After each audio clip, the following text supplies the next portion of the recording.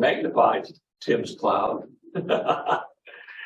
But C for community is one that we chose early on, and this is a natural for the two nice organizations that we have a chance to introduce today. We're going to begin with the Yao Foundation with our good friend Anthony Hulula.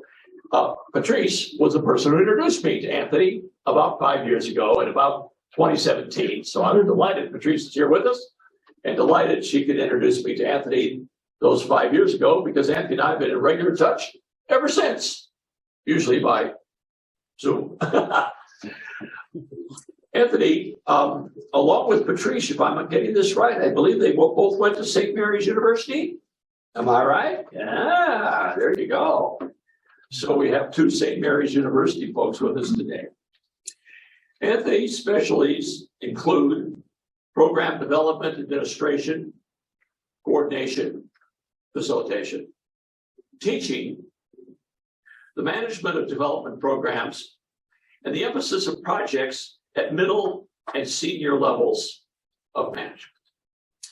One of the things, among several, that he enjoys working on, as do I, are log frames. And so I specifically wanted to mention your and my mutual interest, Anthony, in log frames, logistical frameworks, and how they can be very useful in strategic planning for particular NGOs. Oh, man, yeah, I enjoy log frame development.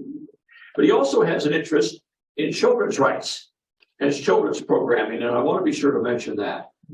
So with no further ado, Anthony, take it away, and then after that, we'll have time for Q&A, and then after that, we'll introduce Martha Boone, our next presenter. Okay, thank you, Peter, for that introduction. I really appreciate it.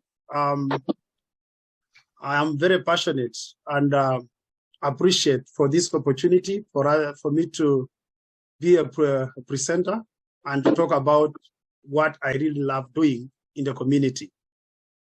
And I start by the 4 C's. Community is equal to commitment, collaboration, plus consistency.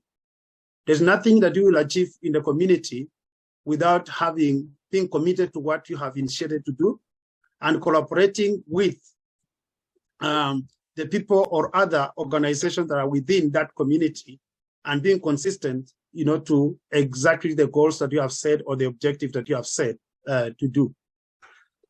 Next slide, please.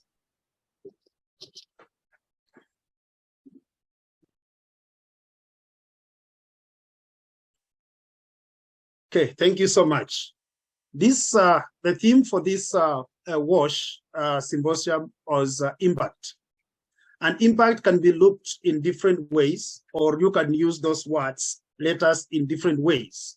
As Ngao, and here, we look at impact in terms of, apart from innovation, we look at it that we integrate. You can integrate it, you can include, and you make intervention.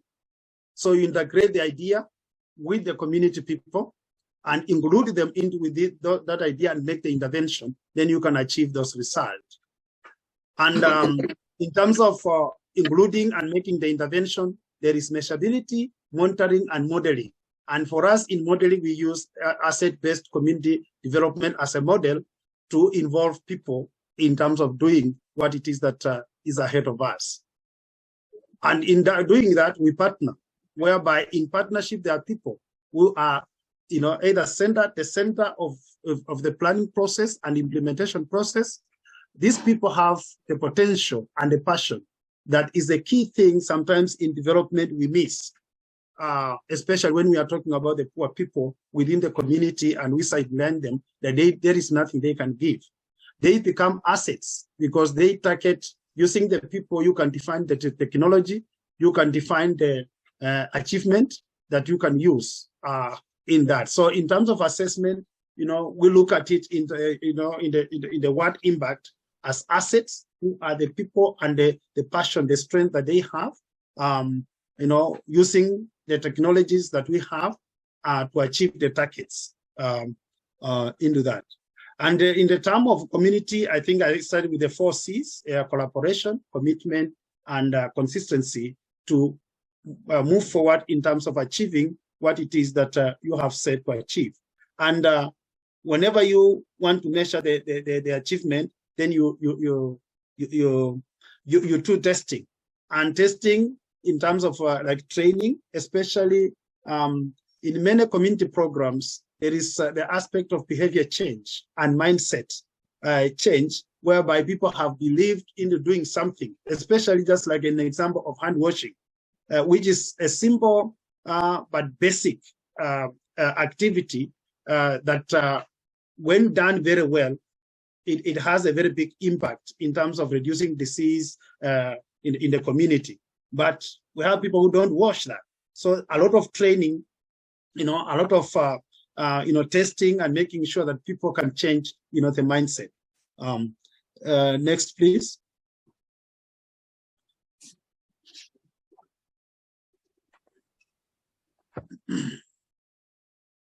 Yeah. Now, I wanted to present the situation in where we are working, the slum setting. I think, the picture can show you when we have or we don't have water. The situation is the way it looks. And you can see very clearly in this case, women are the ones who are in this situation. And we say water in the slum is scarce, costly, inconsistent, and contaminated. Contaminated in the sense that when the pipe is cracked or broken, it's mixed with sewage, because water here is rationed. So if available, only maybe 2 days a week. So if people don't have storage tanks or where you can store water, and that's why you see those yellow jerry cans, people trying to scramble for the little resources that is there. Most often than not, people go for months or more without water, leading to such scenarios that we can see in the pictures there. Next slide, please.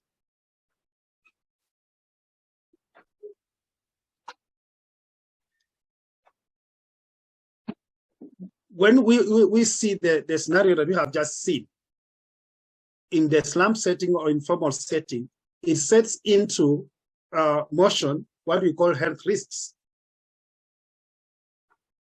What the pictures that you are seeing, that is where the office for Ngao Foundation is. And that's the scenario where when we moved to that place, that's how it was. So that was just in front of our door. It was like that.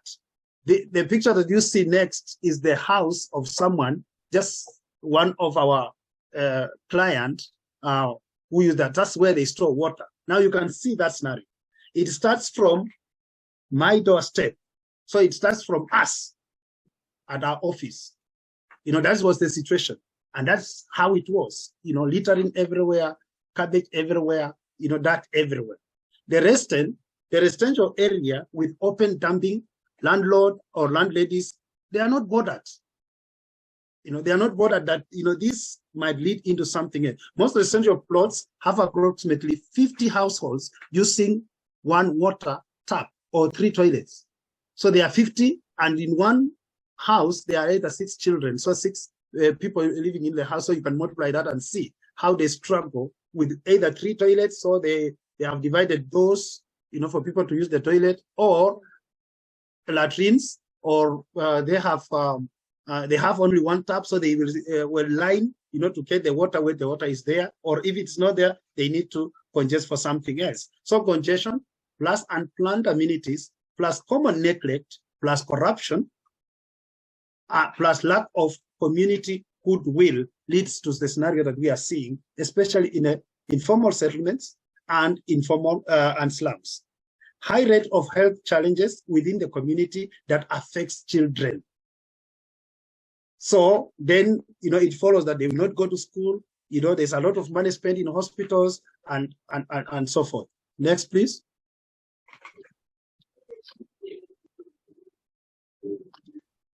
So neglect versus community approach. Model the right partnerships. Now, this is the situation where we are in. Pipes just pass, as you can see, into that. Is this the little? Is it too little, too late that we wait scenarios like this when we come in to help? when is the right time to make sound interventions? Is it when we see it like this, or we can do this to prevent? When is the right time for community to act?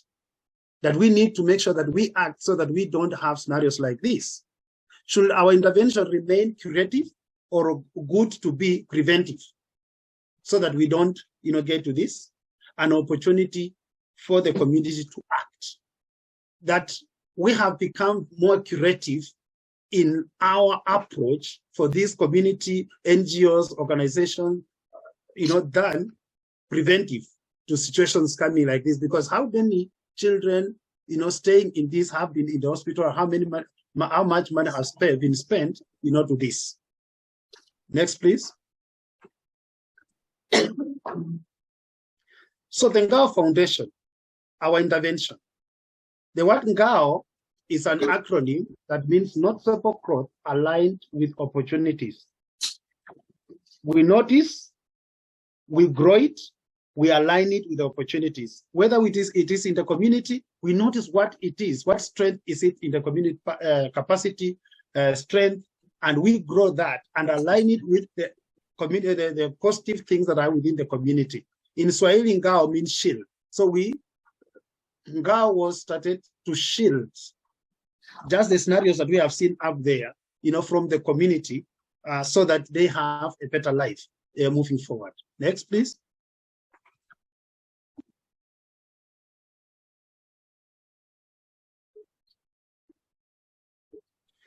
Thank you. This is the dilemma. In many cases, when you are asked to look at that cup, many people will have many different dimensions of it. They can look at it, and say it's half empty. Others will look at it and say, oh, it is half full. For us as Ngao, we look at it as it is half full. The analogy here is that communities have strength, capacities, assets that can use, to move forward. We can start with what we have and build with what we know.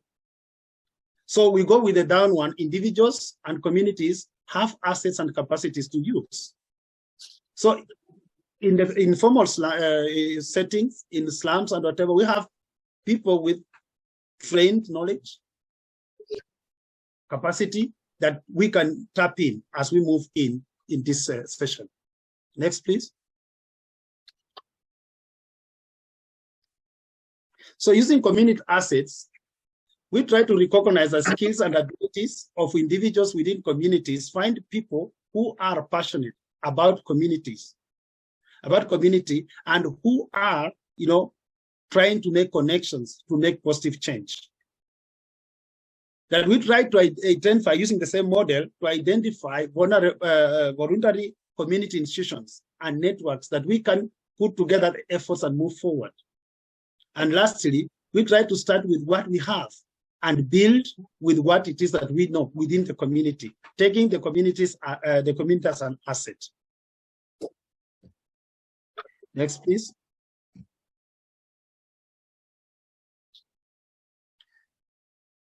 Provision of self-cleaning water as our intervention within the community. So after looking at those scenarios, one thing that we identified using the asset-based community model was that people were drinking dirty water. They didn't really care about what it is that they were drinking. And we had a lot of kids getting sick. And so we got to get water. This was just a point whereby we wanted for people now to start changing the mindset that, oh, we can use the same water that we did, filter it, and it can serve us better. And that's why we have, the filtration machine. And we realized even if we had this filtration machine, many people could not even come and, collect the water. So we got the motorbike, we get water to them. If they don't come, we will get water to them. And we have done that. We realize again, even if you give them, you get them the water, they still have, they will mix the water, the safe drinking water that is filtered with the water that they use to wash. So we try to provide them, or we provide them with an automated, hand pump machine with a water dispenser bottle, as you can see it there. So the last picture there, you see women, coming to collect, the bottle and the pump, so that they just fix it on top of it, of the bottle, and put it just at the corner of the house. That differentiates the clean water for drinking and the water in the house for just doing the house chores. Training on the importance of drinking safe water is provided to every cohort. Clean doesn't mean safe. So we emphasize that aspect, that children are good with information. So we train them to be water champions, both in schools and in the communities, and facilitate water champion clubs in school. We realize that when children get the concept right, it will stay in the mind, So, basically they will recite it and they will take it home. So that's why we do the training with we train the children, we provide them with the right information, and we form groups. So within that those groups, they can still champion that in them. So far, we have reached 3,567 households and 23 institutions, out of which 554 receive water. Have received manual hand pumps, and we are continuing into that, to make sure that we get almost everybody getting clean water. Next, please.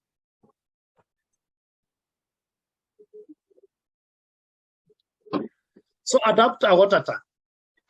We realize that in Kangemi and Gibera, yes, even if we have water that comes from, even if it's just 3 days or 1 day, water into the taps, but people don't have water tanks.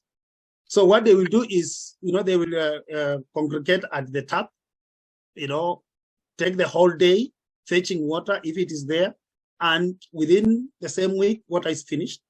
So we initiated a program of adopting a water tank, whereby either landlord or a school institution or a dispensary or what, they will, apply for the water tank, and they will pay slowly. They will pay slowly, especially for water tank, especially like a landlord who has maybe few houses of rental houses and whatever rental income, they will pay slowly. This is just to ensure that we are water secure in it, because if it just comes and then it goes, people still continue suffering, as you can see. Into that. So water tanks taken in a merry-go-round manner, where members monitor individual commitment within the group or area. Data and records kept by the groups, and GA office, facilitating that. Water tested after every 3 months by KEWI. KEWI is the Kenya Water Institute, and education provided as we move forward to making sure that we are getting everybody with the water information. Next, please.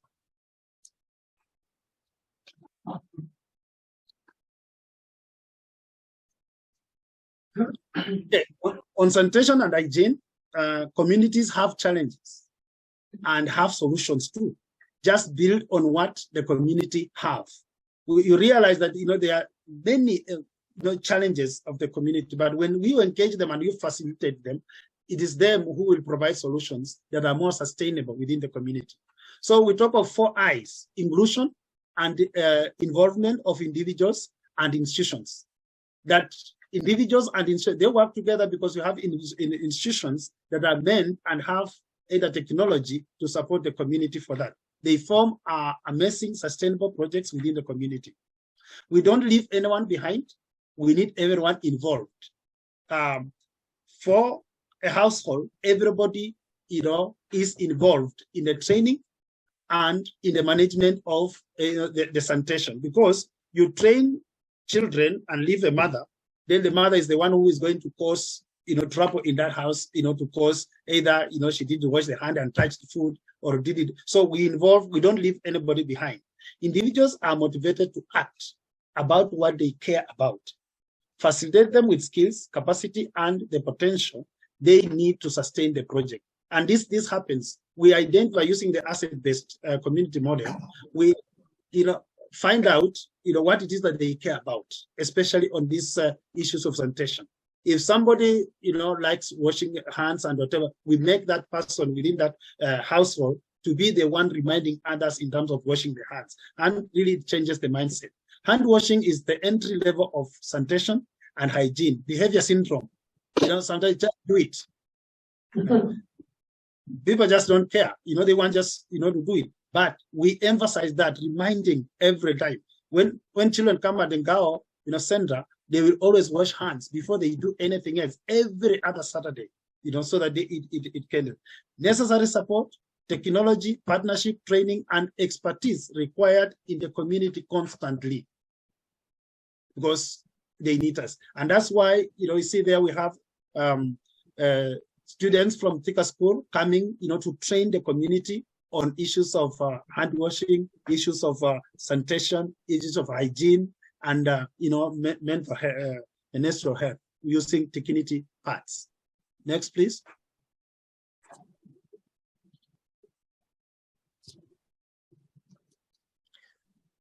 Safe sanitation impacts all areas of life.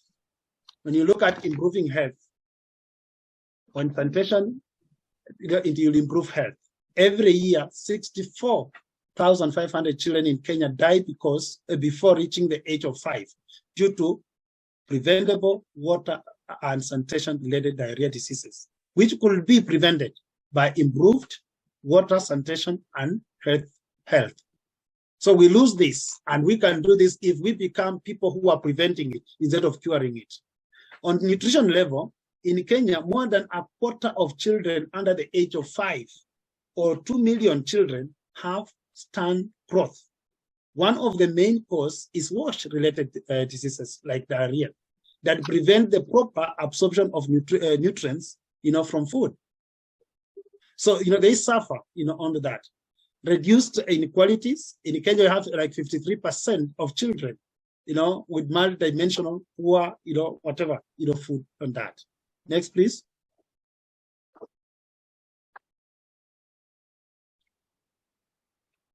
The gift of water. Maybe we can just pause and ask ourselves these questions. How many times do you access water in one day?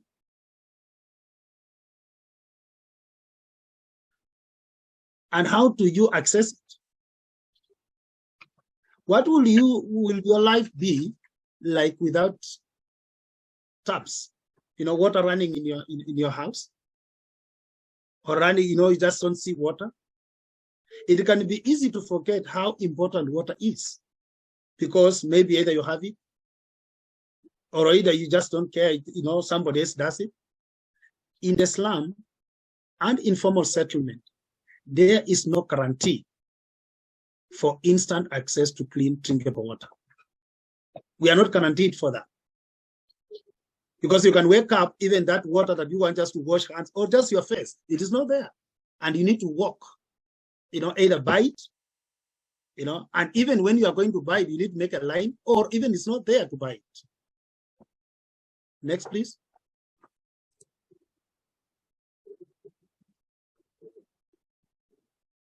Partnerships as a crucial community project enabler. You cannot do it alone. With WASH in the community, you cannot do it alone. You need families, you need organizations, you need individuals, even that person who is poor. There's nobody who is poor with water. Everybody needs water. So Rotary as a pivot and community as a platform with inherent potential.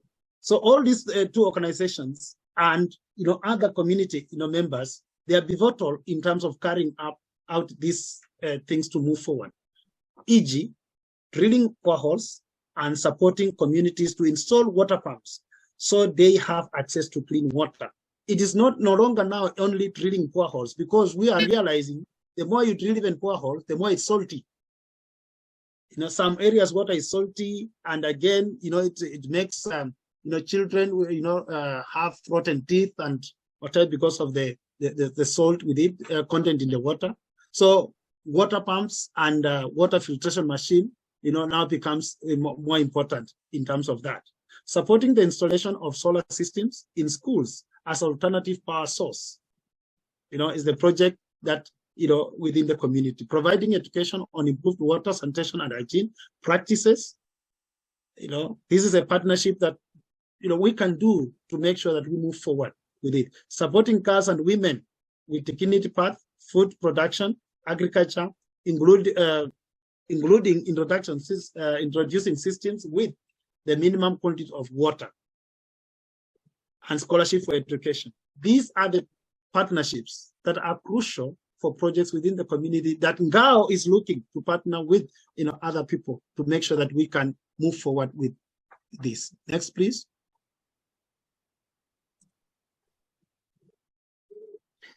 Ngao Sustainability Plan, NSP. As we do all these projects within the community, are they sustainable? So capacity building, training is very important in terms of on WASH, especially when we do our WASH champions in school, to make sure that we build capacity for future them to have this knowledge. Direct involvement of select groups, especially like plumbers here in the slums. So they just fix water and go. But we are now using them to also train their clients in terms of the importance of water-related issues, focusing and supporting on children and households to promote behavior change. Behavior is habitual. So making sure that we regularly do that, messaging, and then personnel training and certification, and then promotion of community scholarships, all of that. Next, please, as I went up. You can participate and help us with these projects. Girl and Women Empowerment Project, at Dr. Tang, we have not really reached as many to make sure that we are water secure in Kibera or in Kangemi. Safe, clean drinking water for community projects. We still have that. Working with schools to make sure that we have, them get access to either water, solar, or library.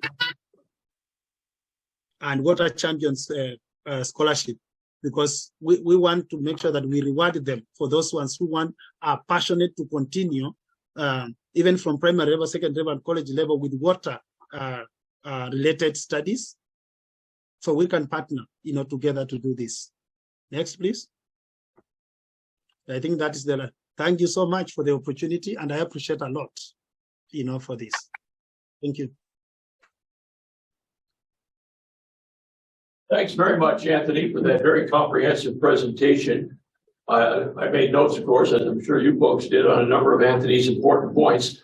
One of which struck me: individuals and communities have deficiencies and needs, and just as we think of those, individuals and communities have assets and capabilities. The counterpoint between deficiencies and needs and assets and capability.